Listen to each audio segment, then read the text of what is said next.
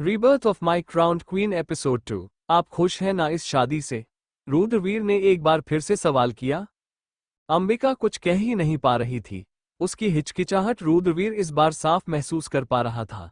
अब उसने धीरे से अपनी गर्दन हिलाकर बिना कहे बस ना कहा था। रुद्रवीर उसकी तरफ देखता रहा। उसको कुछ पल तक देखते रहने के बाद उसने अब अंबिका के हाथ पर रखा अपना हाथ पीछे किया। अंबिका ने अब जाकर एक राहत भरी सांस ली। अंबिका के झुकी हुई नजरों को कुछ देर तक और देखते रहने के बाद आखिरकार अब रुद्रवीर बोल ही पड़ा। आप इस तरह घबरा क्यों रही है? हमने ध्यान दिया है आप कुछ खुश नहीं लग रही। ये बात सुनते ही अंबिका के चेहरे पर एक घबराहट आने लगी, जिसे छुपाते हुए उसने अपनी नजरें उठाकर उसे देखा। नहीं, ऐसी कोई बात नहीं है, हम घबरा नहीं रहे, वो बस आदत नहीं है, थोड़ा अलग सा है सब कुछ, बस इसीलिए, उसने बहुत ही धीरे से कहा।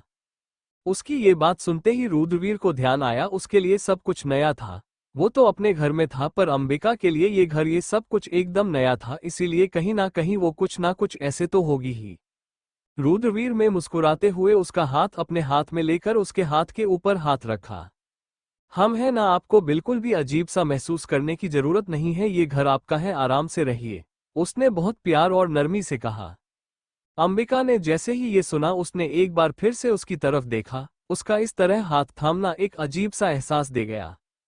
रुद्रवीर ने अंबिका का हाथ एक बार फिर छोड़ा और उठकर खड़ा हो गया। अंबिका उसे देखकर अपनी नजर झुकाते हुए मन ही मन में बोली, पता नहीं हमें कितना वक्त लगेगा पर हम कोशिश कर रहे हैं कि अपने उसे अतीत को भूल जाए। हम आपके साथ कुछ गलत नहीं करना चाहते थे, हमें माफ कर दीजिए। रुद्रवीर ने अपनी अलमारी खोली, उसमें से कुछ निकला, एक बॉक्स अपने हाथ में लिए वो अब वापस अंबिका की तरफ आ गया।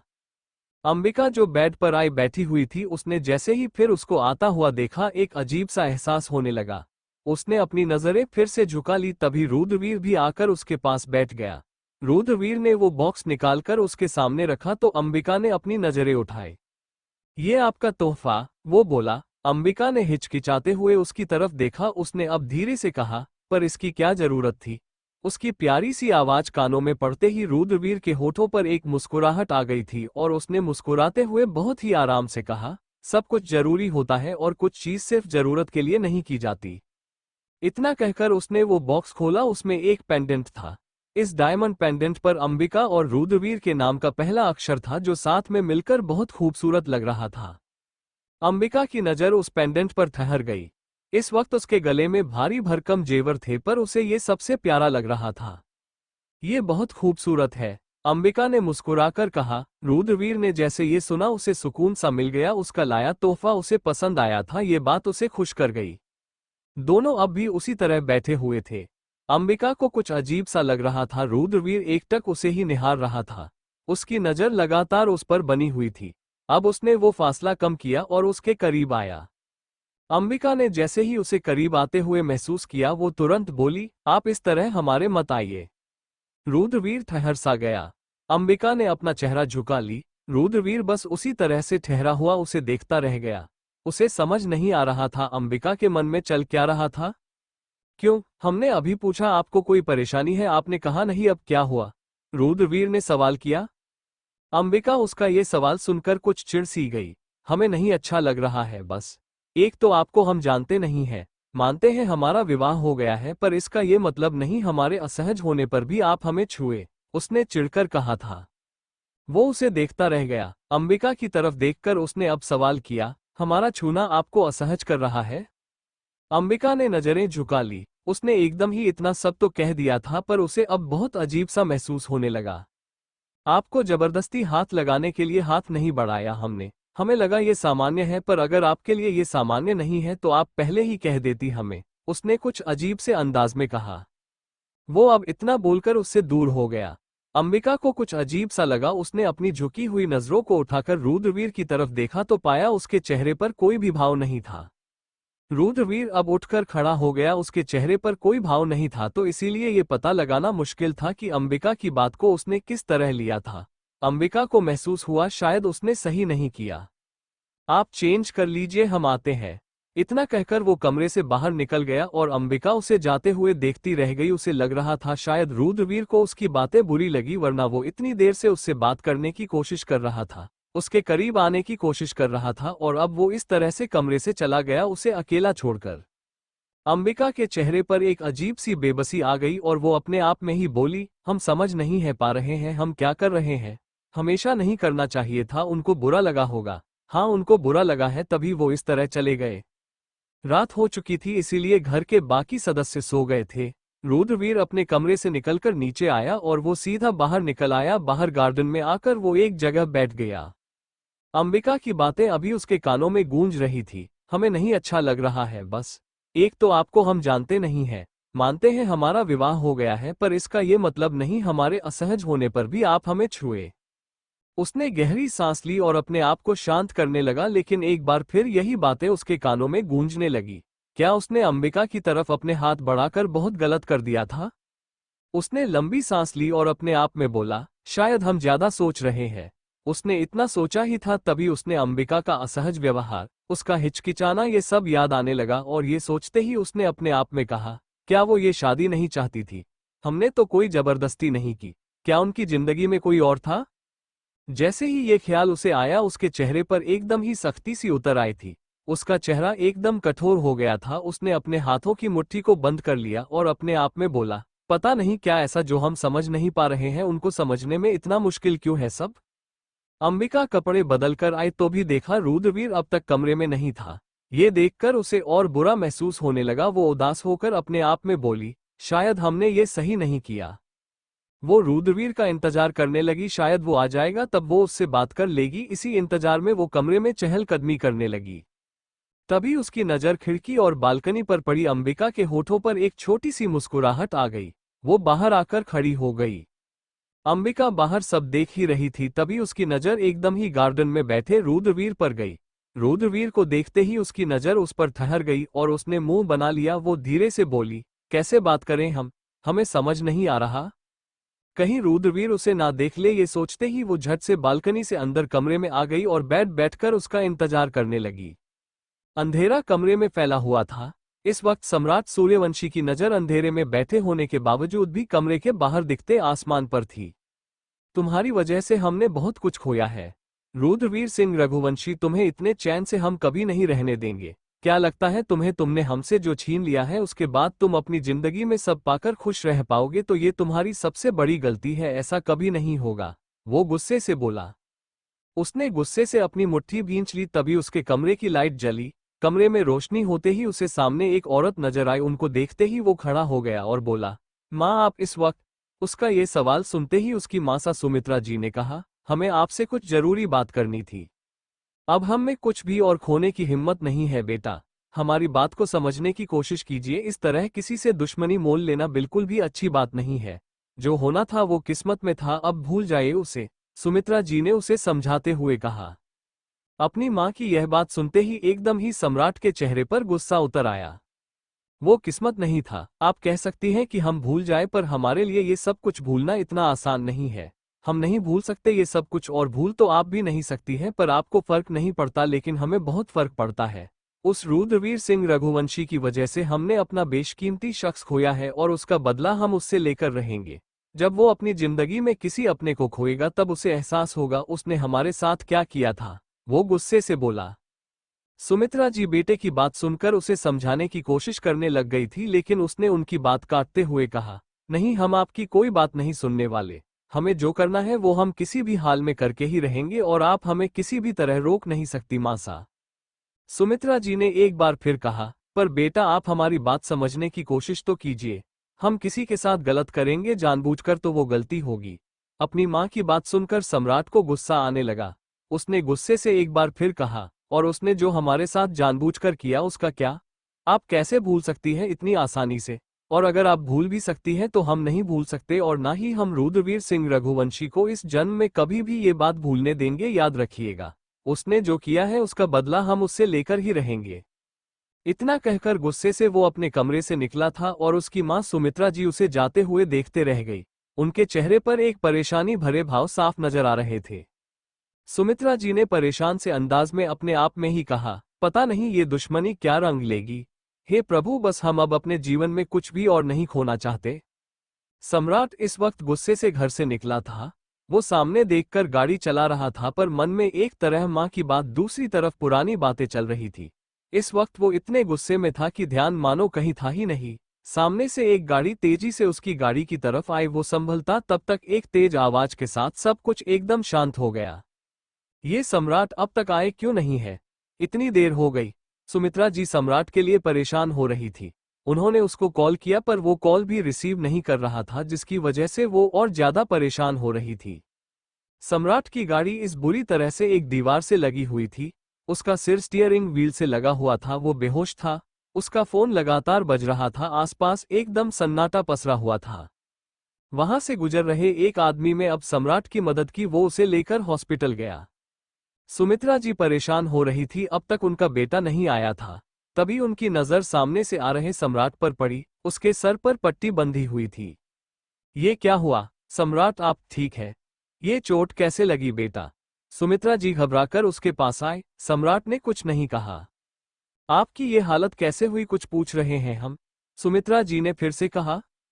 कुछ नहीं हुआ माँ, वो बहुत आराम से बोला, साथ ही अपने कमरे की तरफ बढ़ गया। रुद्रवीर सिंह रघुवंशी, ये तुम्हारी चाल है? तुम ही हो इन सबके पीछे? सम्राट ने अपने आप में कहा। उसके चेहरे पर गुस्सा नजर आ रहा था। उसने अब अपना फोन निकालकर किसी को कॉल किया। क्या और कितना पता चला है, बताओ मुझे। रुद्रवीर सिंह रघुवंशी की तरफ से ये चाल चली गई है, सम्राट ने कहा। दूसरी तरफ से पता नहीं क्या आवाज आई, जो सुनकर सम्राट उलझ गया। उसने अब कॉल डिस्कनेक्ट कर दिया।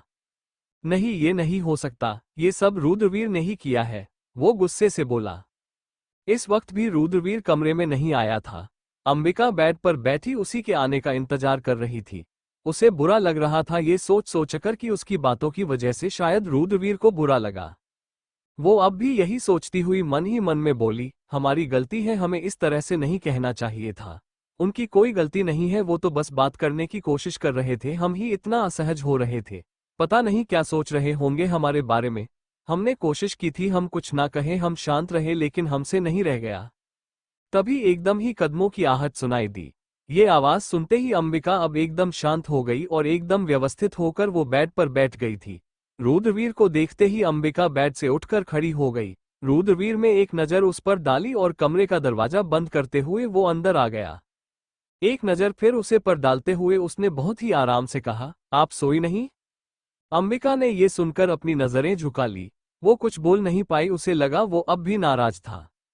उसको इस तरह खड़ा देखकर रुद्रवीर एक बार फिर से बोला, क्या हुआ, आप कुछ परेशान लग रही है?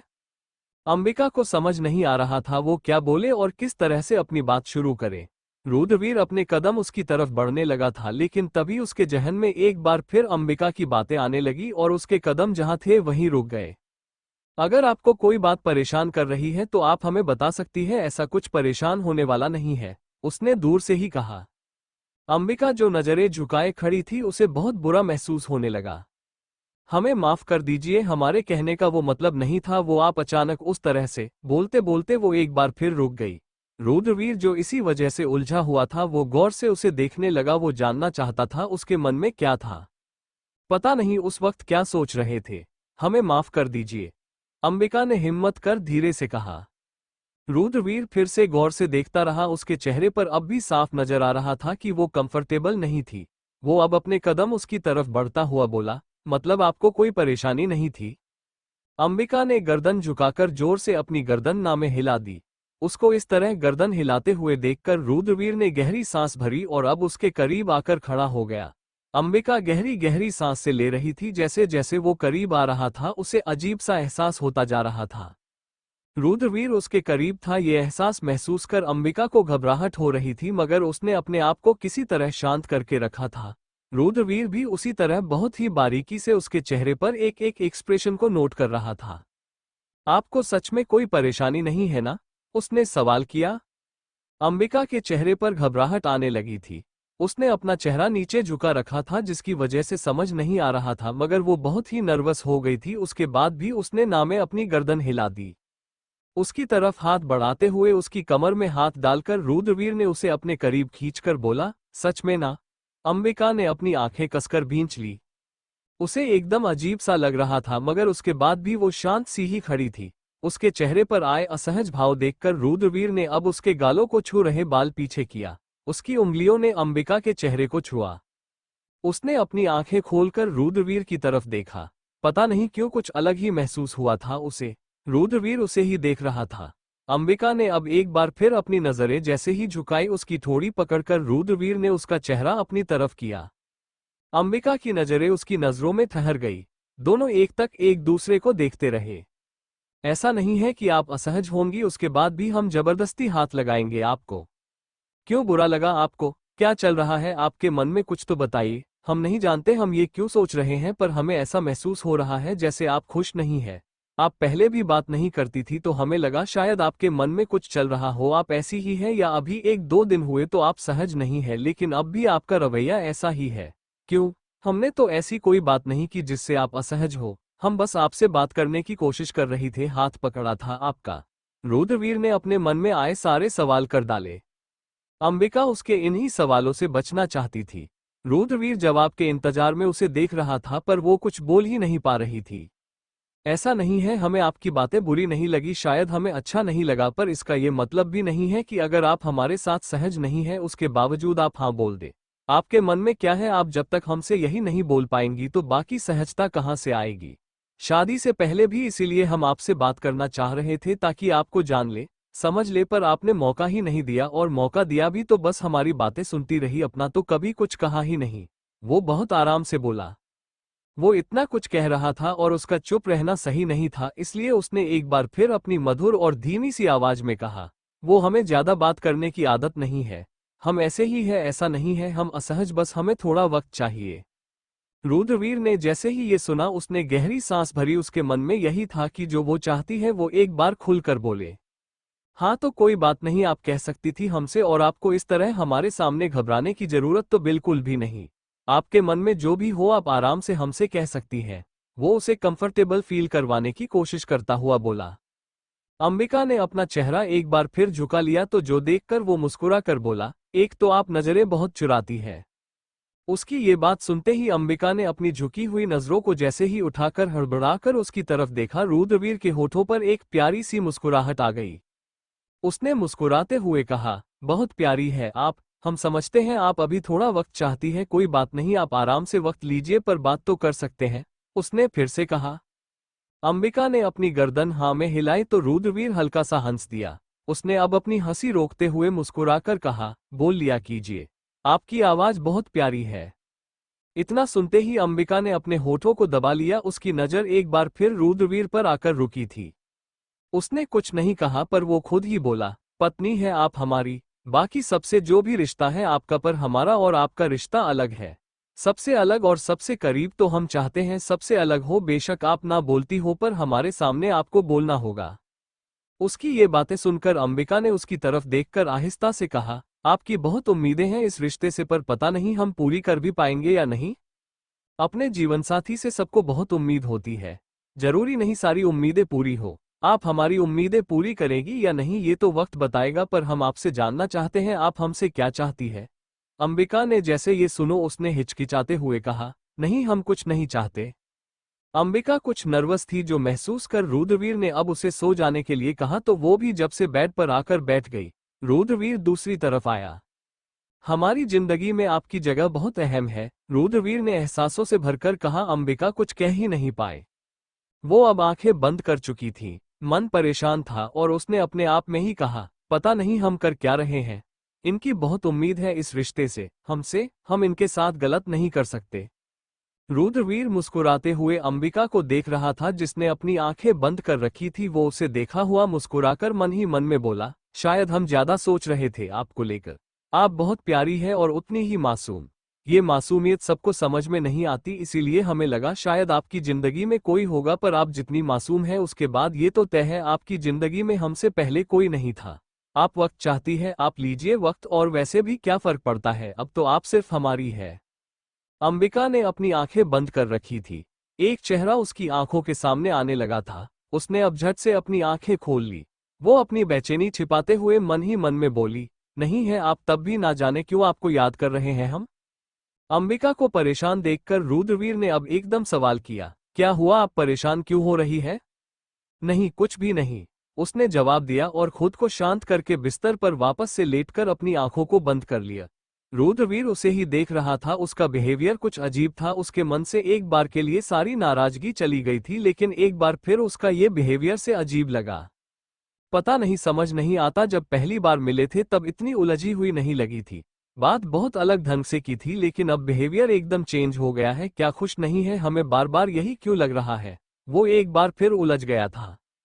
US_ एक लड़की मुस्कुराते हुए कमरे में बैठी थी। तभी उसके सामने आकर वो लड़का बोला, क्या मैडम कहाँ गुम हो? उसकी बात पर उसने उसी स्माइल के साथ कहा, मैंडी, मैं अपने किसी को याद कर रही थी। यहाँ मिलने मुझसे आए हो और ध्यान तुम्हारा इंडिया में ही है। उसने नाराजगी से कहा तो वो हंस पड़ी। निहारिका, ये हंसने वाली बात नहीं है। अच्छा तुम बैठो, मैं आया तुम्हारे लिए कॉफी लेकर। मैंडी इतना कहकर आगे बढ़ गया। वो अब मुस्कुराते हुए अपने आप में ही बोली, रुद्र माँ सही कहती है, ये अब समझ आ ही गया है मुझे जब तुमसे दूर हुई। तुम ना सबसे सबसे सबसे ज्यादा इम्पोर्टेंट हो मेरे लिए। I can't live without you. बस वापस आते ही अब सबसे पहले तुमसे मिलना है और कहना है। इतना कहकर वो बोलते बोलते चुप हुई। अब अपनी बाहें फैलाकर उसने एकदम खुश होकर कहा, that I love you the most. Mandy जो किचन एरिया में था, उसके चेहरे पर परेशानी नजर आ रही थी। निहारिका को देखकर उसने एक गहरी सांस ली। I love you Rudra, Niharika ने एक बार फिर खुद से कहा और साथ ही वो मुस्कुरा उठी। मैंडी जो इस वक्त किचन में था, उसने अपने आप में कहा, आंटी ने तुम्हें यहाँ क्यों भेजा है? ये पता चलेगा तो तुम बहुत हर्ट होगी निहारिका। वो उसके लिए उदास हो रहा था। सुबह हो चुकी थी। रुद्रवीर पर नजर पड़ते ही अंबिका को कल की बातें याद आने लगी। उसने अब अफसोस से अपनी गर्दन झुका ली। वो मन ही मन में बोली, हम आपके साथ कभी भी कुछ भी गलत नहीं करना चाहते। पता नहीं हमें कितना वक्त लगेगा, पर हम अपनी तरफ से कोशिश कर रहे हैं कि हम आपको अपनी जिंदगी में वो जगह दे सके जो आपकी होनी चाहिए। वो अभी अपनी ही सोच में गुम थी। रुद्रवीर की आंख जैसे खुली, उसकी नजर अंबिका पर पड़ी। उसको देखते ही रुद्रवीर के होठों पर एक प्यारी सी मुस्कुराहट आ गई थी। वो उसे देखता रह गया। मासूम सा प्यारा चेहरा, लेकिन इस वक्त उसके चेहरे पर पता नहीं ये उदासी क्यों थी। उसने उसका हाथ थामा और जैसे ही उसने उसका हाथ थामा, अंबिका एकदम अपने ख्यालों से बाहर निकली। क्या हुआ, क्या सोच रही है आप? उसने मुस्कुरा कर कहा। अंबिका ने गर्दन न हिला दी तो उसका हाथ छोड़ते हुए रुद्रवीर ने कहा, एक तो परेशान बहुत जल्दी हो जाती है आप। अगर आपको कोई बात परेशान करे तो आप आराम से हमसे कह सकती हैं और एकदम निश्चित होकर सुकून से रहिए। आपको परेशान देखकर अच्छा नहीं लगता हमें।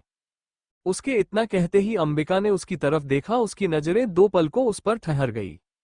अंबिका ने धीरे से अपनी गर्दन हिला दी और वो बोली, हम आते हैं।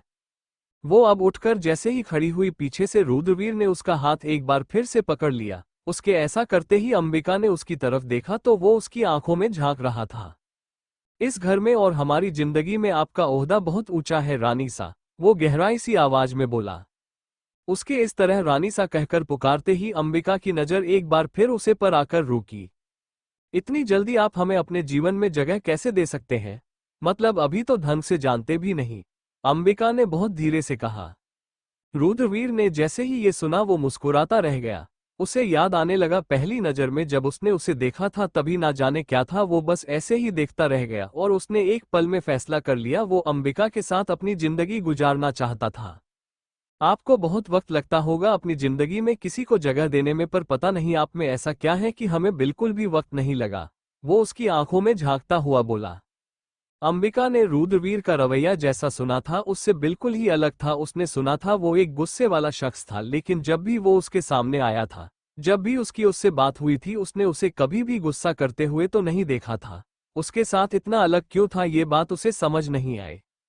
हमें आपकी तरह इतनी आसानी से खुलने मिलना नहीं आता, पर हम पूरी कोशिश कर रहे हैं हुकूम सा, उसने बहुत धीरे से कहा। इतना कहकर वो आगे बढ़ गई।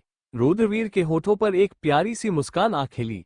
अंबिका अलमारी से कपड़े निकाल रही थी और रुद्रवीर उसे ही देख रहा था। अंबिका अब गुलाबी रंग की साड़ी लिए जैसे ही आगे बढ़ने लगी, रुद्रवीर ने आवाज लगाई, सुनिए।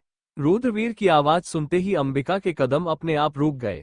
वो अब उसकी तरफ पलटी तो रुद्रवीर वही खड़ा हुआ बोला, कुछ नहीं। उसका इस तरह एकदम से बोलकर चुप हो जाना अंबिका को कुछ अजीब लगा। अंबिका ने आहिस्ता से खुद ही कहा, आपको कुछ कहना था क्या? नहीं, कुछ नहीं, आप जाइए। रुद्रवीर तुरंत ही बोला। अंबिका ने एक बार फिर उसकी तरफ देखा और वो अब चुपचाप वॉशरूम की तरफ बढ़ गई। आज अंबिका का इस घर में पहला दिन था। पूरा रघुवंशी परिवार इस वक्त घर के बने मंदिर में इकट्ठा खड़ा था। शिवराज जी ने कनुप्रिया जी की तरफ देखकर कहा, आज जब तक पूजा शुरू नहीं हुई? कनुप्रिया जी ने मुस्कुराते हुए जवाब दिया, बस अभी शुरू करते हैं, रुद्र और बहू आते होंगे। उनके इतना कहते ही केशवी की नजर रुद्रवीर और अंबिका पर पड़ी जो उसी तरफ आ रहे थे। भाई और भाभी आ गए, केशवी ने अब चहकती आवाज में कहा। उसकी ये बात सुनते ही सबकी नजर अब अंबिका और रुद्रवीर पर पड़ी।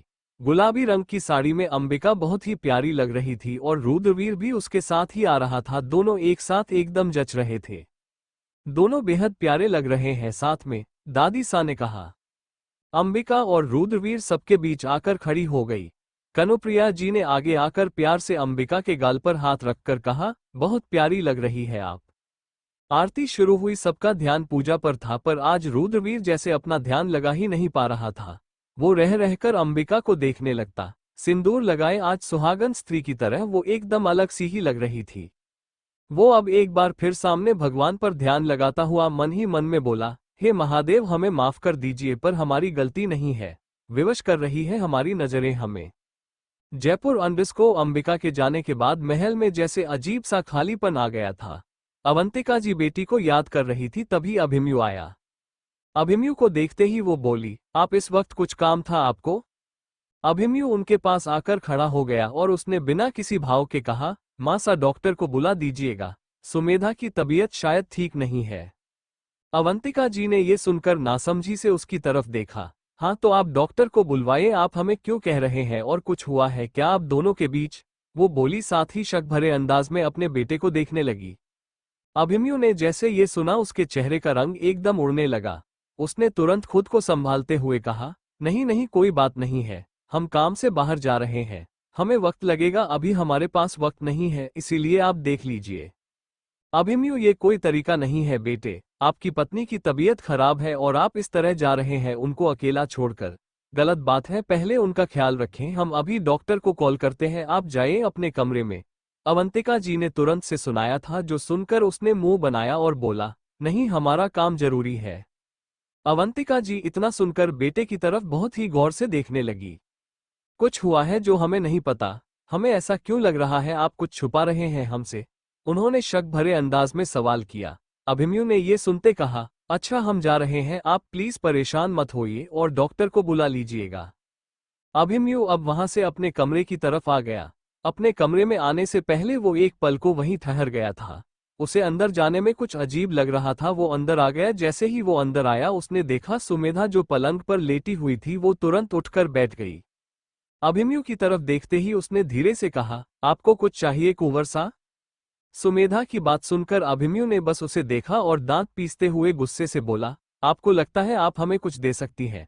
आपसे कोई उम्मीद नहीं रही है हमें, तो हमारे को उम्मीद देने की जरूरत नहीं है। सुमेधा ने अपनी नजरें झुका ली। वो कुछ बोल नहीं पाई और उसको इस तरह देखकर अभिमन्यु का गुस्सा बढ़ गया। जब जब आपका चेहरा देखते हैं ना, उस दिन को कोसते हैं जब आपको अपनी जिंदगी में लाना हमें सही फैसला लगा था। वो गुस्से से दांत पीसता हुआ बोला। उसकी ये जली कटी बातें सुनकर सुमेधा की आंखों में आंसू आने लगे थे, पर उसने खुद को संभाल लिया और अपने आंसुओं को पोंछते हुए वो मुस्कुरा दी। जानते हैं आप हमारी किसी बात पर यकीन ही नहीं करेंगे, इसीलिए हम कुछ नहीं कह रहे, पर इसका ये मतलब तो बिल्कुल भी नहीं है कि हमारे पास कहने के लिए कुछ नहीं है, सुमेधा ने कुछ धीमी आवाज में कहा। अभिमन्यु ने जैसे ही उसकी ये बात सुनी वो गुस्से से उसके पास आ गया और उसका हाथ पकड़कर मरोड़ते हुए उसकी कमर से लगाकर बोला, क्या है आपके पास कहने के लिए, बोलिए। सुमेधा दर्द के एहसास से छटपटा उठी, लेकिन उसने अपना मुंह नहीं खोला और अभिमन्यु उसकी हाथ पर अपनी पकड़ कसता चला गया। आपके पास कहने के लिए कुछ भी नहीं है, क्योंकि आप गलत हैं और आप जैसे इंसान के साथ रहना हमारे लिए सबसे बड़ी सजा है, वो गुस्से से बोला। तो मत दीजिए ना ये सजा खुद को, सुमेधा जो अब तक चुप थी उसने उसकी आंखों में देखते हुए कहा। अभिमन्यु का गुस्सा जैसे बढ़ गया। उसने गुस्से से कहा, ठीक है यही चाहती है ना आप, तो ठीक है कर लिया हमने फैसला, नहीं रहेंगी अब आप हमारी जिंदगी में और रहेंगी भी तो हम आपको वो सजा देंगे जो आप कभी भूल नहीं सकती। तभी कुछ कदमों की आहट सुनाई दी। अभिमन्यु ने तुरंत उसका हाथ छोड़ दिया और सुमेधा भी अपने आंसुओं को पोंछते हुए मुस्कुराकर खड़ी हो गई। अवंतिका जी कमरे में आई। उन्होंने देखा दोनों कुछ अजीब से हालत में लग रहे थे। अवंतिका जी ने ये नोटिस किया था लेकिन वो कुछ नहीं बोली। क्या हुआ, आपको तबीयत ठीक नहीं है आपकी? उन्होंने प्यार से पूछा। सुमेधा ने धीरे से गर्दन हिलाकर कहा, कुछ नहीं मासा, वो बस थोड़ा चक्कर आ रहा था, अजीब सा लग रहा है। पता नहीं इतना अजीब सा क्यों महसूस कर रहे हैं। अवंतिका जी उसकी तरफ देखने लगी। वो उसे गौर से देख रही थी, फिर उसके चेहरे पर हाथ रखकर बोली, कोई बात नहीं, अभी डॉक्टर आते होंगे, आप परेशान नहीं होइए, यहाँ बैठिए हमारे साथ। अवंतिका जी इस वक्त यही थी, इसलिए अभिमन्यु ने कुछ नहीं कहा और ना ही वो इस वक्त कमरे से गया। कुछ ही देर बाद अब डॉक्टर आए। डॉक्टर ने आकर सुमेधा को चेक किया। आपकी बहू मां बनने वाली है, आप एक बार कल हॉस्पिटल जाकर ब्लड टेस्ट करवाइए। बाकी की बातें मैं तब करती हूं, पर काफी कमजोर है, इस बात का ध्यान रखें आप लोग और ख्याल रखें इनका, डॉक्टर ने कहा। डॉक्टर की ये बात सुनते ही जहां अवंतिका जी के चेहरे पर ढेर सारी खुशी आ गई, वहीं अभिमन्यु और सुमेधा कुछ उलझ गए थे। उनकी नजर एक दूसरे पर आई। अभिमन्यु ने उसे घूरा क्योंकि सुमेधा की आंखों में आंसू थे जो उसे और भी ज्यादा गुस्सा दिला रहे थे। अवंतिका जी ने झट से सुमेधा का पूरा चेहरा चूम डाला और वो मुस्कुरा कर बहुत खुश होते हुए बोली, ईश्वर करे ये खबर पक्की ही हो, हम बहुत खुश हैं। डॉक्टर मुस्कुराते हुए चली गई। अवंतिका जी खुश नजर आ रही थी, वो इतना खुश थी जो देखकर सुमेधा हल्का सा मुस्कुरा दी, लेकिन उसकी आंखों में जो आंसू थे वो रुकने की वजह एक बार फिर बहने लगे। अवंतिका जी ने जब उसकी आंखों में आंसू देखे, वो उसकी तरफ देखते हुए बोली, क्या हो गया बेटा आपको? वो बहुत ही प्यार से बोल रही थी। उनकी इतनी प्यार भरी आवाज सुनते ही सुमेधा की आंखों से आंसू बरसे गए और वो बुरी तरह से रोने लगी। अभिमन्यु बहुत ही गुस्से भर रहा था, उसका गुस्सा बढ़ता ही चला गया। टेबल पर रखा फूलों का गुलदस्ता उसने जमीन पर पटका और गुस्से से कमरे से निकल गया। अवंतिका जी हैरान होकर बेटे को देख रही थी, तो कभी रोती हुई सुमेधा को अब उनको शंका हुई, उन दोनों के बीच कुछ तो ऐसा था जो वो नहीं जानती थी। सम्राट सूर्यवंशी देर रात तक ना आने के बाद अब घर आया था।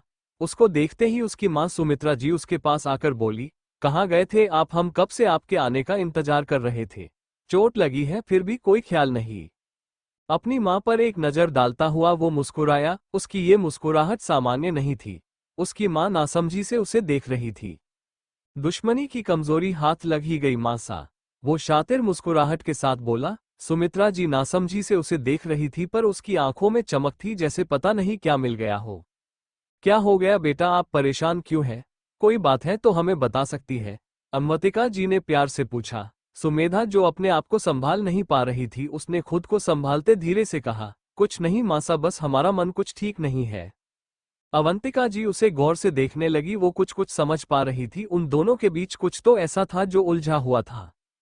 कोई बात नहीं, इस हालत में होता है तो अपना ध्यान रखिए और हमें कुछ पूछना भी आपसे, वो प्यार से उसे समझाते हुए बोली। मासा अभी हम आपको नहीं बता पाएंगे, कुछ भी नहीं है, सब ठीक है, आप परेशान मत होइए, सुमेधा ने बहुत धीरे से कहा।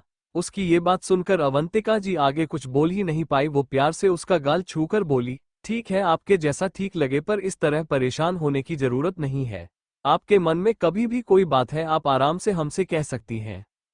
अवंतिका जी अब उसे आराम करने का कहकर वहां से निकल गई। सुमेधा की आंखों में एक बार फिर आंसू आ गए। हमें समझ नहीं आ रहा क्या हो रहा है ये सब। ये रिश्ता ही जब इतना उलझा हुआ है तो हमारे आने वाले कल का क्या होगा। हम नहीं चाहते इस रिश्ते की उलझन की वजह से हमारा आने वाला बच्चा परेशान हो जाए, वो रोते हुए बोली। अभिमन्यु इस वक्त महल के पीछे वाले हिस्से के बैठक में अकेला बैठा हुआ था। डॉक्टर ने जो भी कहा वो और उसके बाद सुमेधा का इस तरह रोना याद आते ही उसके चेहरे पर एक बार फिर गुस्सा उतर आया। उसने गुस्से से अपनी मुट्ठी भींच ली और टेबल पर जोर से अपना हाथ पटक दिया। तभी अवंतिका जी वहां आए। बेटे की हरकत उनकी आंखों से छिपी नहीं थी और अब तक मन में जो शंका थी वो और गहरी हो गई। सब ठीक है आपके और सुमेधा के बीच में? उन्होंने आते ही सवाल किया। कुछ ठीक हो ना हो उससे कोई फर्क नहीं पड़ता, वो बेरुखी से बोला। अवंतिका जी ने कुछ सख्त होकर कहा, आपका गुस्सा आपको पागल बना देता है। आपको समझ नहीं आता आप क्या बोलते हैं, क्या करते हैं। अभिमन्यु हम आपको बार बार एक ही बात समझाते हैं, अपने गुस्से पर काबू कीजिए, पर आपको ये बात समझ ही नहीं आती है। ये क्या तरीका था आपका, इस तरह से कमरे में से आने का क्या मतलब था? इतनी बड़ी खुशखबरी है, आपको खुशी नहीं हो रही? अभिमन्यु की आंखों के सामने एक बार फिर सुमेधा का रोता हुआ चेहरा आने लगा। ऐसी कोई बात नहीं है, आप ज्यादा सोच रही है। उसने अपना गुस्सा दबाकर कहा। उसकी माँ उससे फिर सवाल करती, लेकिन उससे पहले ही वो उठकर वहां से तेज कदमों से निकल गया और अवंतिका जी पीछे से जाते हुए देखते रह गई। सबके साथ नाश्ता करती अंबिका एकदम शांत थी। अब बाकी सब उठकर बैठक में इकट्ठा थे। रुद्रवीर को किसी का कॉल आया। नंबर देखते ही वो उठकर खड़ा हो गया। उसके चेहरे पर एकदम गंभीर से भाव आ रखे थे। वो अपना फोन लेकर बाहर निकल गया। अंबिका अभी बाकी के परिवार वालों के साथ यही थी। उसको देखते हुए साधना जी ने मुस्कुरा कर कहा, बहुत खूबसूरत लग रही है आप। वो तो लग रही है, तभी देखा नहीं भाई किस तरह, बस देखते ही जा रहे थे, देखते ही जा रहे थे। वो भी उनको कॉल आ गई, वरना अभी वो यही कर रहे होते। अभिराज ने तुरंत माँ की बात में बात जोड़ी। उसकी ये बात सुनते ही घर के बाकी लोग हंस पड़े। अंबिका ने झेपते हुए अपनी नजरें झुका ली। रुद्रवीर बाहर आ गया था। जैसे ही कॉल कनेक्ट हुई उसने गंभीरता से कहा, क्या हाल है? तभी दूसरी तरफ से कोई आवाज आई और वो आवाज सुनते ही रुद्रवीर के माथे पर शिकन आ गई। वो गंभीरता से बोला, तो ये बताने के लिए आपने कॉल किया? आपको समझ नहीं आ रहा क्या करना है? किस तरह से काम कर रहे हैं आप? सम्राट सूर्यवंशी पर नजर हर पल होनी चाहिए। वो हम तक पहुंचे उससे पहले हमें खबर होनी चाहिए, ये बात याद रखिएगा। वो परेशान सा अपने आप में ही बोला, पता नहीं क्यों ये एक बात को लेकर बैठ गए हैं। हमें समझ नहीं आ रहा इतनी सी बात को लेकर इतना तमाशा करने की क्या जरूरत है। ये बदला और दुश्मनी में पता नहीं क्या रखा है, लेकिन एक बात शायद वो भूल गए हैं, अगर वो सम्राट सूर्यवंशी है तो हम भी रुद्रवीर सिंह रघुवंशी है। अगर हमसे कोई दुश्मनी मोल लेगा तो हम भी सामने से छोड़ देने वालों में से नहीं है। रुद्रवीर अंदर आया। जैसी वो आया उसकी दादी सा उसकी तरफ देखकर मुस्कुरा कर बोली, अब आप अंबिका को लेकर कुलदेवी के दर्शन के लिए चले जाइए। आप दोनों वहां भगवान का आशीर्वाद दीजिए, उसके बाद हम घर में एक पूजा रखवाएंगे, तो चाहते हैं कि उसमें आप दोनों साथ बैठे। रुद्रवीर ने अंबिका की तरफ देखा जो एकदम शांत खड़ी थी। वो इतना शांत रहती थी, ये देखकर वो मुस्कुरा दिया और उसने गर्दन हिलाई। उसको इस तरह अंबिका को देखता पाकर अब अभिराज फिर से बोला, भाई आपको नहीं लगता आप आजकल बहुत बदले मिजाज में नजर आ रहे हैं? उसकी बात का मतलब समझते ही रुद्रवीर ने उसे आंखें दिखाई और वो हंसता हुआ वहां से भाग गया। रुद्रवीर ने अब जैसे ही सबकी तरफ देखा, सबको अपनी तरफ देखता पाकर वो झेपते हुए अपने कमरे की तरफ बढ़ गया और उसको जाते हुए देखकर कनुप्रिया जी के लबों पर एक प्यारी सी मुस्कुराहट आ गई। वो मन ही मन बोली, अच्छा है हमारा बेटा अपनी जिंदगी में आगे बढ़ रहा है। उनके चेहरे पर वो खुशी है जो खुशी हम हमेशा देखना चाहते थे, पता नहीं कहाँ गुम हो गई थी ये खुशी उनके चेहरे से जो नजर ही नहीं आती थी। लेकिन अब जब से ये सब हुआ है एक बार फिर बहुत खुश नजर आ रहे हैं। हम चाहते हैं वो हमेशा ऐसे ही रहे, ईश्वर कृपा बनाए रखे। भाभी सा अपने रुद्र का अंदाज तो बदल गया है, खैर ये तो होना ही था, हमारी प्यारी बहू रानी है ही ऐसी। उनकी बातों का समर्थन करते हुए, उनकी बात में हाँ मिलाते हुए केशवी ने कहा, बिल्कुल सही कहा आपने चाची सा। अंबिका अपनी नजरें झुकाए खड़ी थी और कनुप्रिया जी उसे देख रही थी। उनके मन में कुछ चल रहा था। वो उसको देखते हुए प्यार से बोली, सच में बहुत प्यारी है आप, दिल को भा जाने वाली। रुद्रवीर अपने कमरे में था। अपनी घड़ी को निकालकर बैठ के साइड टेबल के ड्रॉअर में डाला, तभी उसकी नजर एक तस्वीर पर पड़ी। उस तस्वीर को देखते ही उसके चेहरे पर एक अजीब से भाव आ गए। उसने फोटो उठा ली और उसे देखने लगा। एकटक उस तस्वीर को देखते हुए उसकी आंखों में नमी आने लगी थी। क्यों चली गई आप, क्यों चली गई? आपके बिना हम कितने अधूरे हो गए थे, समझ नहीं आता, उसने भरी आवाज में कहा। अंबिका अभी कमरे में आई ही थी। उसके ये शब्द कानों में पड़ते ही उसके कदम रुक गए। वो हैरान सी थी। उसने उसकी तरफ देखा और आगे बढ़ी। उसके कदमों की आहट कानों में पड़ी और ये आहट सुनाई देते ही रुद्रवीर ने तस्वीर को झट से छुपाकर रख दिया। जो अंबिका ने भी देखा वो उसकी तरफ देखकर मुस्कुरा दिया। वो उसे देख रही थी। उसने इस तरह का बर्ताव क्यों किया ये उसे समझ नहीं आया। अब कुछ देर बाद ही रुद्रवीर और अंबिका कुलदेवी मंदिर जाने के लिए निकले। जैसे ही वो गाड़ी के पास आए, ड्राइवर आगे आकर गाड़ी का दरवाजा खोलने लगा। तभी रुद्रवीर ने हाथ आगे करके उसे रुकने का इशारा किया। उसका इशारा पाते ही वो रुक गया। उसने उसकी तरफ देखा। आप जाइए, हम खुद जाएंगे। उसके इतना कहते ही वो ड्राइवर सर झुकाकर वहां से चला गया। अंबिका उसकी तरफ ही देख रही थी। रुद्रवीर ने अब खुद उसके लिए कार का दरवाजा खोला और उसके ऐसा करते ही अंबिका ने नजर उठाई तो वो मुस्कुराता हुआ बोला, बैठिए। अंबिका गाड़ी में बैठ गई। उसके बैठते ही रुद्रवीर ने गाड़ी का दरवाजा लगाने के लिए हाथ बढ़ाया। तभी उसकी नजर नीचे अंबिका के साड़ी के पल्लू पर पड़ी। उसने झुककर उसका साड़ी का पल्लू अंदर किया। अंबिका ने जैसे ही उसे ये करते देखा वो धीरे से बोली, शुक्रिया। रुद्रवीर गाड़ी का दरवाजा बंद करते हुए अब जाकर दूसरी तरफ बैठ गया। उसने गाड़ी आगे बढ़ा दी। आज देखा मासा से बहुत बातें कर रही थी आप, वो नर्म लहजे में बोला। जी वो मासा कुछ बातें बता रही थी बस इसलिए, अंबिका ने जवाब दिया। रुद्रवीर ने मुस्कुराते हुए उसको देखकर कहा, अच्छा ठीक है पर हमसे इतनी बेरुखी क्यों रानी सा? अंबिका उसकी बात का मतलब समझ नहीं पाए। वो आहिस्ता से बोली, जी हम समझे नहीं। हमसे बात नहीं करती आप? रुद्रवीर ने कहा, ऐसा नहीं है, हमने कहा ना हमें बस थोड़ा वक्त चाहिए, हम कोशिश कर रहे हैं। अंबिका आहिस्ता से बोली। बिल्कुल और आपको करनी भी चाहिए। रुद्रवीर इतना बोलकर मुस्कुरा दिया। कुछ देर बाद अब उसने अपनी गाड़ी रोकी और जैसे ही उसकी गाड़ी रुकी अंबिका एकदम ही झटका खाकर सामने को गिरी, लेकिन उसका सिर सामने डैशबोर्ड से टकराता उसे पहले ही रुद्रवीर ने अपना हाथ उसके माथे पर लगा दिया। अंबिका ने घबराकर उसकी तरफ देखा, तभी वो बोला, आपने सीट बेल्ट नहीं पहना था? वो हम भूल गए। अंबिका ने मुंह बनाकर कहा। उसके चेहरे पर इतनी मासूमियत नजर आ रही थी कि रुद्रवीर मुस्कुराने के अलावा कुछ नहीं बोल पाया। उसने हल्के से अपना हाथ उसके माथे से पीछे किया। अंबिका सीधी बैठी। कोई बात नहीं पर ध्यान रखिएगा, उसने मुस्कुराते हुए कहा। वो गाड़ी से बाहर निकाला। अंबिका जैसे ही कार दरवाजा खोलने लगी तब तक कर का दरवाजा खुला और सामने खड़े रुद्रवीर पर उसकी नजर पड़ी। उसने अपना हाथ उसकी तरफ बढ़ा दिया। अंबिका झिझक रही थी। ये हाथ आपके लिए ही है, थामने से पहले सोचने की जरूरत नहीं, रुद्रवीर उसकी आंखों में देखता हुआ बोला। तो अंबिका ने अब उसके हाथ में अपना हाथ दे दिया। शिवराज जी दफ्तर से एक जरूरी काम से आए थे। वो अपने कमरे में आए, उन्होंने एक फाइल निकाली। फाइल पर नजर पड़ते ही एक गहरी सांस ली। पता नहीं रुद्रवीर के मन से वो बात पूरी तरह से निकली है या नहीं। हम जानते हैं वो आज तक उस बात को मन से लगा कर बैठे हैं लेकिन बात नहीं रहे हैं, इसीलिए वो इतने सालों से दूर भी रहे थे। वो अपने आप में बोले। उनके चेहरे पर एक गंभीरता और एक अजीब सी मायूसी भी नजर आ रही थी। तभी कमरे में आहट सुनी। जैसे ही उन्होंने आहट सुनी, उनकी आंखों में आने वाली नमी को उन्होंने झट से पोंछ लिया, लेकिन कमरे में आती कनुप्रिया जी ये देख चुकी थी। फिर वही सब बात करने लगे आप? उन्होंने सवाल किया। शिवराज जी ने नामे गर्दन हिलाई और मुस्कुराते हुए बोले, नहीं नहीं ऐसा कुछ नहीं है, बस कभी कभी हो जाता है, आप जानती हैं। कनुप्रिया जी ने उनकी तरफ देखा। वो समझ रही थी वो झूठ बोल रहे थे। आपको लगता है कि आपके लिए बहुत मुश्किल है, पर यकीन मानिए आपसे भी ज्यादा मुश्किल हमारे लिए है। हमें भी समझ नहीं आता रुद्रवीर अब तक माने या नहीं माने, अचानक से कैसे उनका मन बदल गया। समझने की कोशिश करते हैं तो भी कर नहीं पाते, क्योंकि डर लगता है अगर हमने वो बात छेड़ी तो वो हमसे दूर हो जाएंगे और हम नहीं चाहते वो हमसे दूर हो। वो उलझी हुई थी। आपको ज्यादा सोचने की जरूरत नहीं है, सब कुछ ठीक है, जो भी है हम संभाल लेंगे।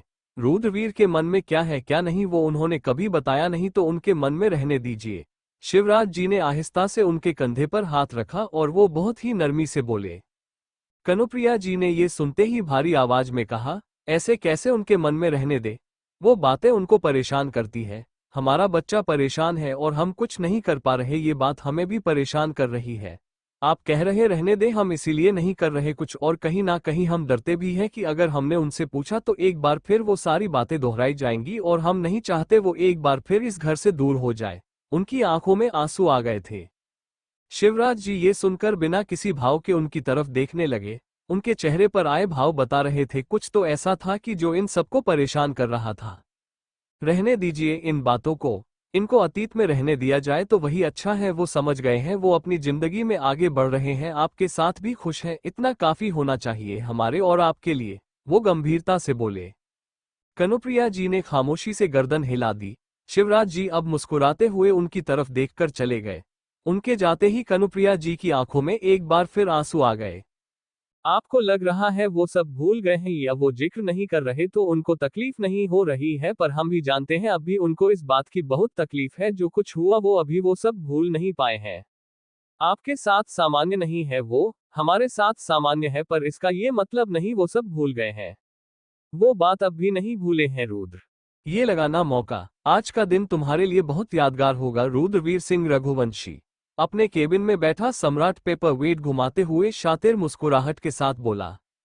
उसकी आंखों की चमक बता रही थी वो कुछ तो कर रहा था। उसने अब टेबल पर रखा अपना फोन उठाया और किसी का नंबर डायल किया। हम एक्सीडेंट होते ही गाड़ी की फोटो हमें भेजना। उसने अब कॉल डिस्कनेक्ट कर दिया। उसके लबों पर अब भी एक कुटिलता भरी मुस्कुराहट थी। अंबिका और रुद्रवीर मंदिर के सामने रुक बाहर आते ही अंबिका ने पूजा का सामान खरीद रही थी और रुद्रवीर उसे देख रहा था। अब उसके साथ में मंदिर की सीढ़ियों के पास आ गया। अंबिका ने झुककर उसने जैसे ही मंदिर की सीढ़ियों को छुआ, रुद्रवीर ने भी उसकी तरह ही किया। अंबिका उसकी तरफ देखा, हल्का सा मुस्कुरा दी। रुद्रवीर के होठों पर मुस्कुराहट बढ़ गई। दोनों अब अंदर आ गए। मंदिर में इस वक्त कुछ लोग थे। रुद्रवीर अंबिका का हाथ थामे आगे बढ़ रहा था और अंबिका अपने हाथ में डाले उसके हाथ को देख रही थी। ना जाने क्यों एक अजीब सा एहसास महसूस हो रहा था। ये स्पर्श उसे बुरा नहीं लग रहा था, ना ही वो असहज महसूस कर रही थी। बस कुछ था जो कुछ अलग एहसास दिला रहा था। ये प्रसाद माँ को अर्पित कर दीजिएगा, अंबिका ने कहा। आप दोनों के बारे में बताया हमें रानी सा ने। आप लोग बैठिए, हम पूजा शुरू करवाते हैं, पंडित जी बोले। वो पूजा की तैयारी पहले ही कर चुके थे। अंबिका और रुद्रवीर आकर एक जगह पर बैठ गए और पंडित जी ने पूजा शुरू की। अंबिका ने अपनी आंखें बंद कर ली थी, पर रुद्रवीर अब उसे ही देख रहा था। उसने अब अपना ध्यान सामने लगाया और आंखें बंद कर ली। पता नहीं, जब आप सामने होती है कुछ और देखने का दिल ही नहीं करता है हमारा, वो मन ही मन में बोला। पंडित जी अब पूजा की विधियों में लग गए थे।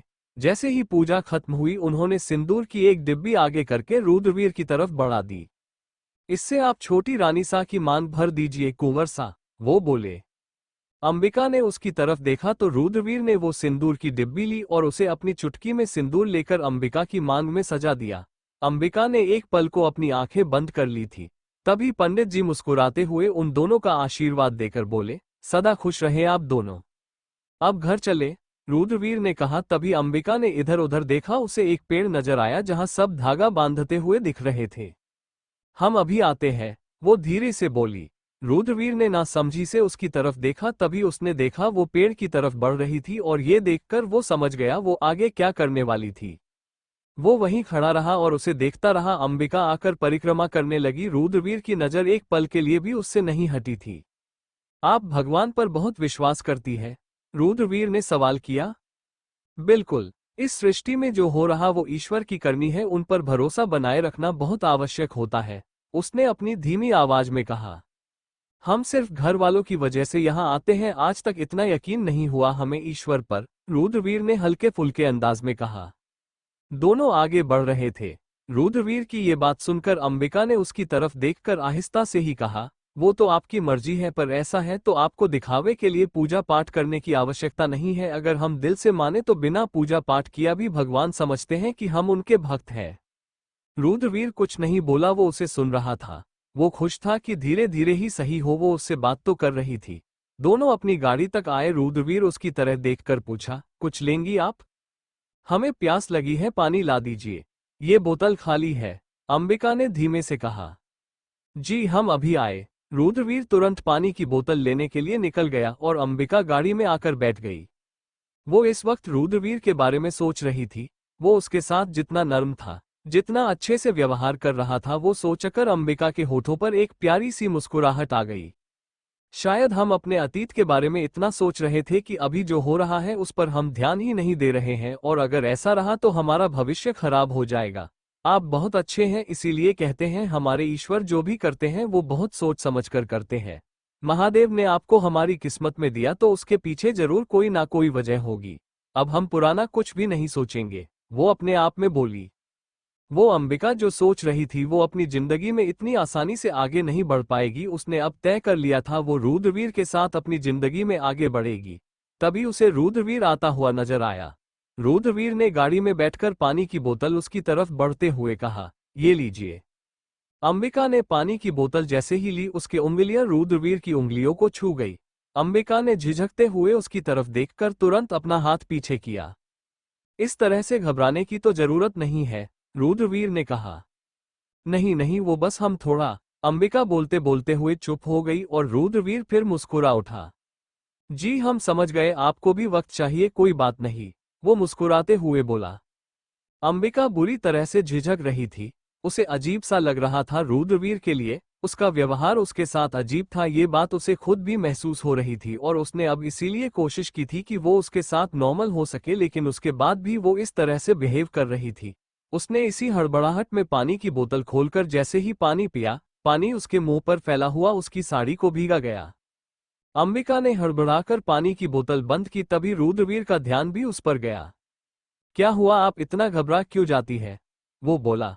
रुद्रवीर ने कोट की जेब से रुमाल निकाला। उसने रुमाल अंबिका की तरफ बढ़ाया था। वो पानी की बोतल रख रही थी, इसलिए उसका ध्यान नहीं गया। ये देखकर रुद्रवीर आहिस्ता से उसकी तरफ हाथ बढ़ाकर खुद ही उसके मुंह के पास फैल पानी साफ करने लगा।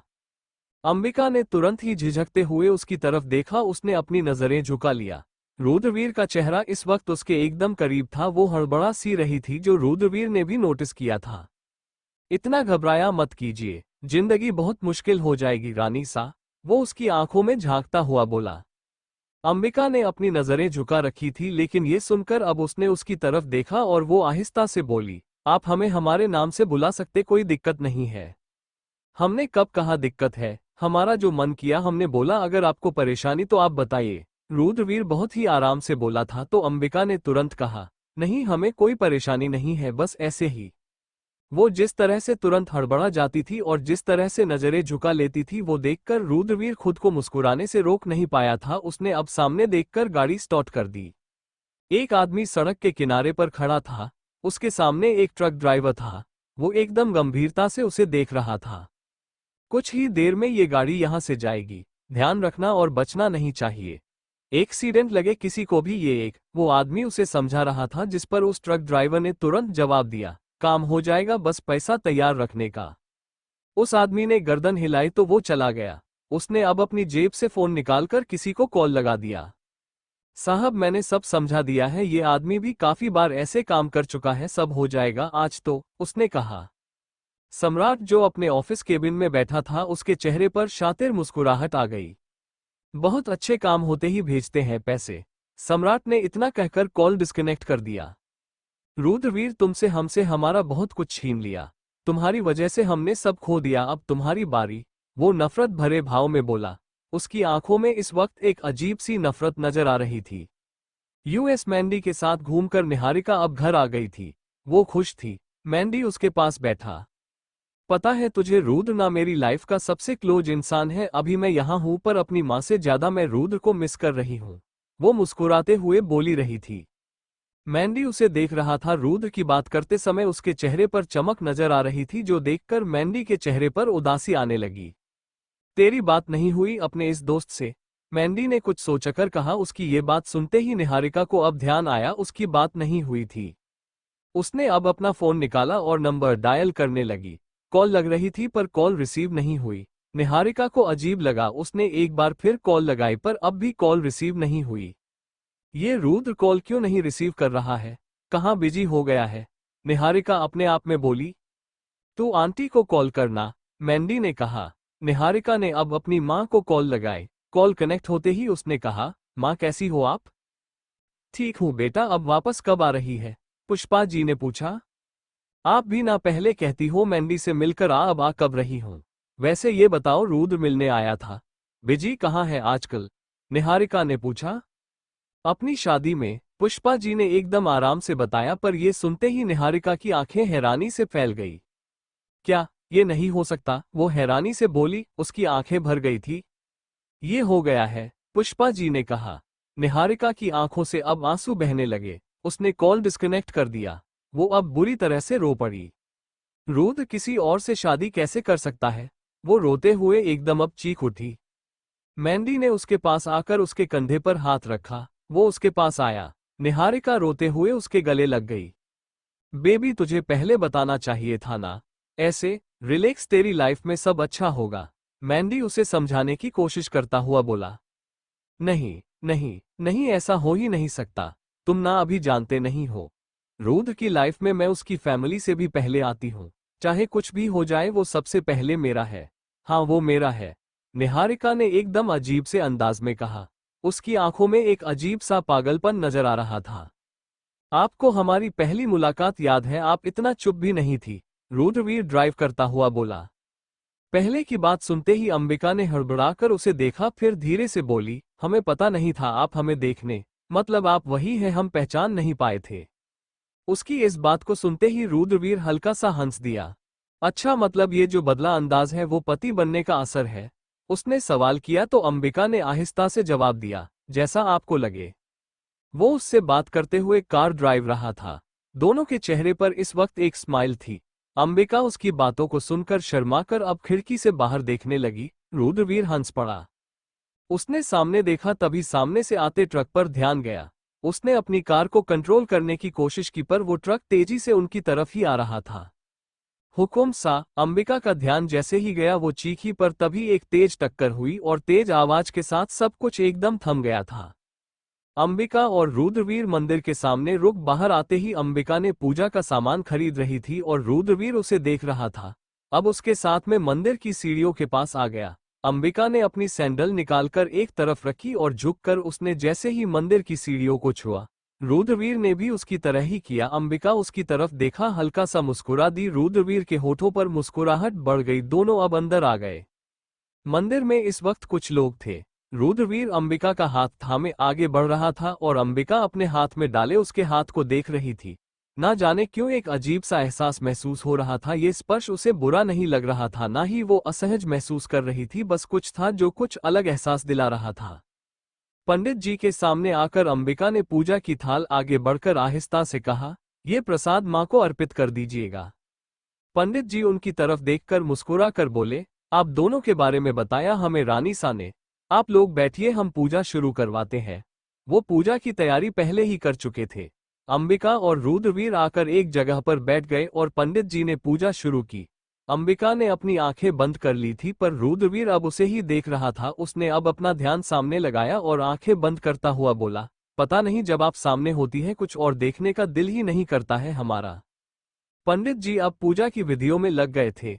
जैसे ही पूजा खत्म हुई, उन्होंने सिंदूर की एक डिब्बी आगे करके रुद्रवीर की तरफ बढ़ाते हुए कहा, "इससे आप छोटी रानी सा की मांग भर दीजिए कुंवर सा।"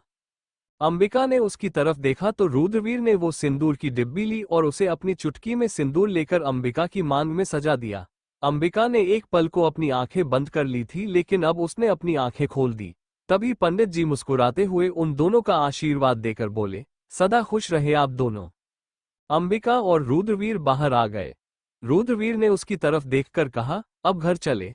तभी अंबिका ने इधर उधर देखा। उसे एक पेड़ नजर आया जहां सब धागा बांधते हुए दिख रहे थे। वो ये देखते ही तुरंत बोली, "हम अभी आते हैं।" रुद्रवीर ने ना समझी से उसकी तरफ देखा। तभी उसने देखा वो पेड़ की तरफ बढ़ रही थी और ये देखकर वो समझ गया वो आगे क्या करने वाली थी। वो वहीं खड़ा रहा और उसे देखता रहा। अंबिका आकर परिक्रमा करने लगी। रुद्रवीर की नजर एक पल के लिए भी उससे नहीं हटी थी। थोड़ी ही देर बाद अंबिका वापस आए। रुद्रवीर ने उसकी तरफ देखकर मुस्कुराते हुए पूछा, "आप भगवान पर बहुत विश्वास करती है?" अपनी नजरें झुकाए अंबिका ने मुस्कुराते हुए जवाब दिया, "बिल्कुल। इस सृष्टि में जो हो रहा वो ईश्वर की करनी है, उन पर भरोसा बनाए रखना बहुत आवश्यक होता है।" उसकी ये बातें सुनकर रुद्रवीर खुलकर मुस्कुराया और बोला, "हम सिर्फ घर वालों की वजह से यहाँ आते हैं, आज तक इतना यकीन नहीं हुआ हमें ईश्वर पर।" दोनों आगे बढ़ रहे थे। रुद्रवीर की ये बात सुनकर अंबिका ने उसकी तरफ देखकर आहिस्ता से ही कहा, "वो तो आपकी मर्जी है, पर ऐसा है तो आपको दिखावे के लिए पूजा पाठ करने की आवश्यकता नहीं है। अगर हम दिल से माने तो बिना पूजा पाठ किया भी भगवान समझते हैं कि हम उनके भक्त हैं।" रुद्रवीर कुछ नहीं बोला, वो उसे सुन रहा था। वो खुश था कि धीरे धीरे ही सही हो वो उससे बात तो कर रही थी। दोनों अपनी गाड़ी तक आए। रुद्रवीर उसकी तरह देखकर पूछा, "कुछ लेंगी आप?" अंबिका ने ये सुनकर धीरे से कहा, "हमें प्यास लगी है, पानी ला दीजिए।" "जी, हम अभी आए।" रुद्रवीर तुरंत पानी की बोतल लेने के लिए निकल गया और अंबिका गाड़ी में आकर बैठ गई। वो इस वक्त रुद्रवीर के बारे में सोच रही थी। वो उसके साथ जितना नर्म था, जितना अच्छे से व्यवहार कर रहा था, वो सोचकर अंबिका के होठों पर एक प्यारी सी मुस्कुराहट आ गई और उसने मुस्कुराते हुए अपने आप में ही कहा, "शायद हम अपने अतीत के बारे में इतना सोच रहे थे कि अभी जो हो रहा है उस पर हम ध्यान ही नहीं दे रहे हैं, और अगर ऐसा रहा तो हमारा भविष्य खराब हो जाएगा। आप बहुत अच्छे हैं, इसीलिए कहते हैं हमारे ईश्वर जो भी करते हैं वो बहुत सोच समझकर करते हैं। महादेव ने आपको हमारी किस्मत में दिया तो उसके पीछे जरूर कोई ना कोई वजह होगी। अब हम पुराना कुछ भी नहीं सोचेंगे।" वो अंबिका जो सोच रही थी वो अपनी जिंदगी में इतनी आसानी से आगे नहीं बढ़ पाएगी। उसने अब तय कर लिया था वो रुद्रवीर के साथ अपनी जिंदगी में आगे बढ़ेगी और वो खुश थी उसे अपनी जिंदगी में पाक। तभी उसे रुद्रवीर आता हुआ नजर आया। रुद्रवीर ने गाड़ी में बैठकर पानी की बोतल उसकी तरफ बढ़ते हुए कहा, "ये लीजिए।" अंबिका ने पानी की बोतल जैसे ही ली उसके उंगलियां रुद्रवीर की उंगलियों को छू गई।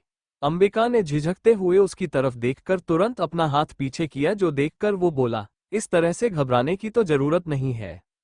नहीं नहीं, वो बस हम थोड़ा।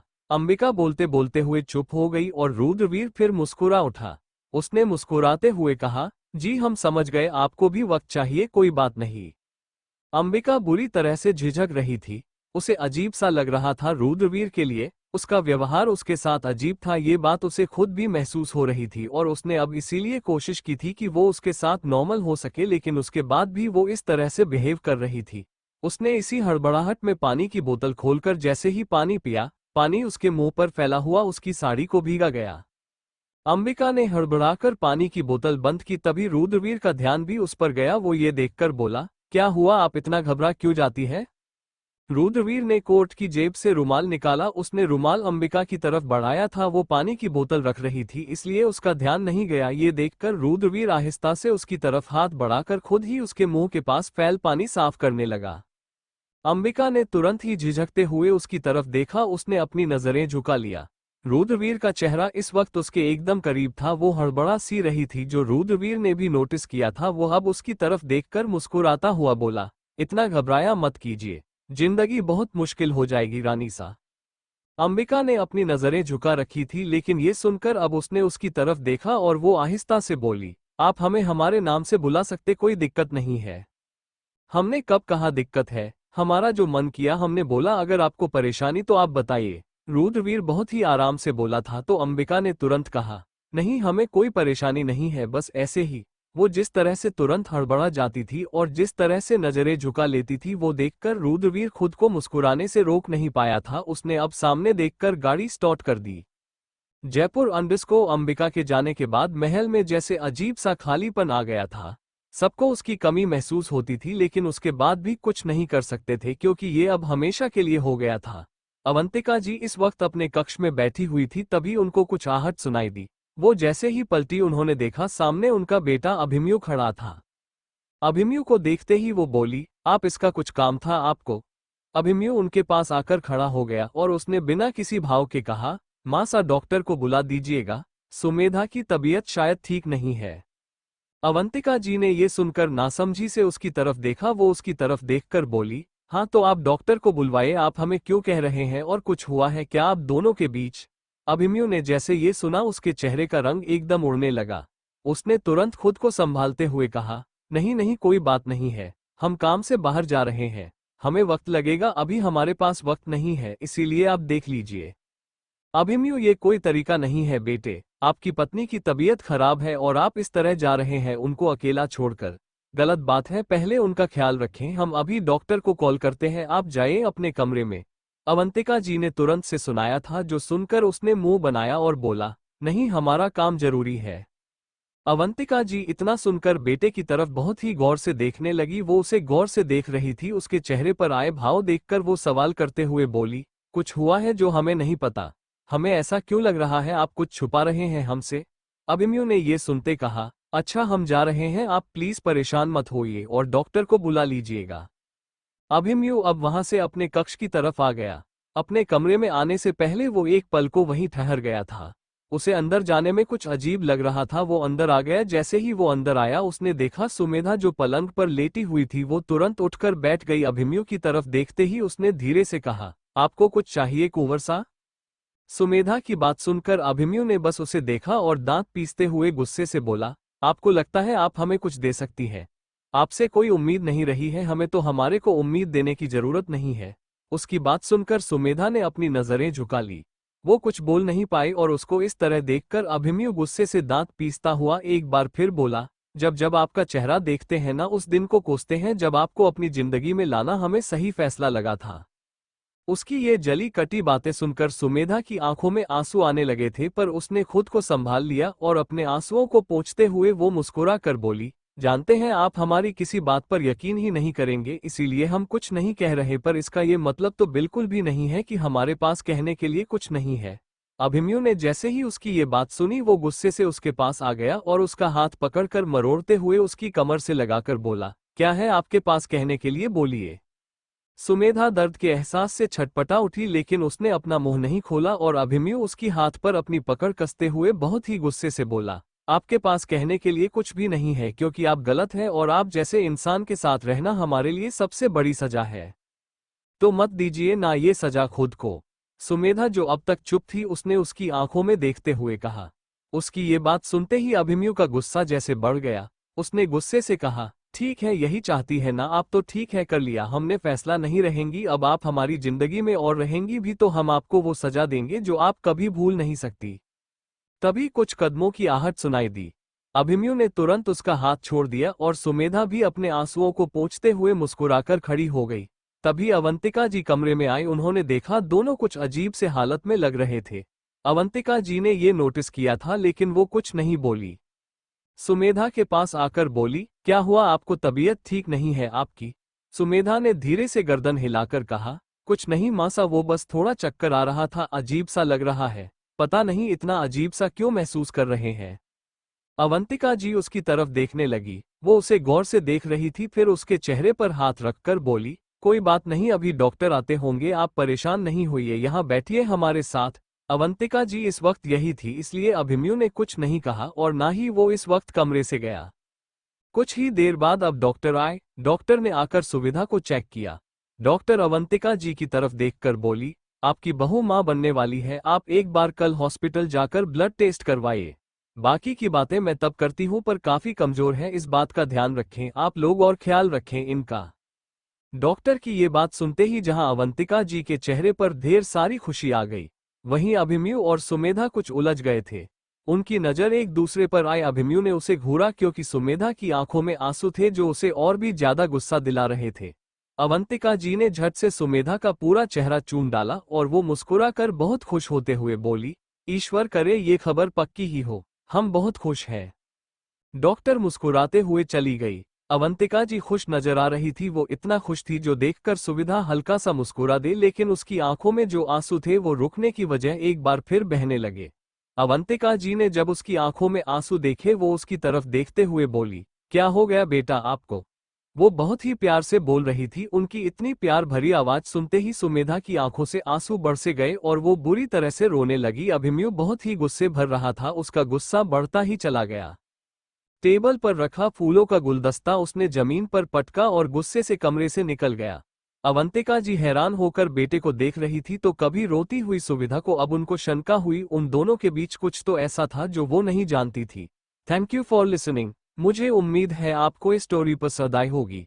अगर आपको पसंद आए है तो प्लीज लाइक और कमेंट करना ना भूलें और मोर स्टोरीज के लिए सब्सक्राइब करें। मिलते हैं नेक्स्ट वीडियो में।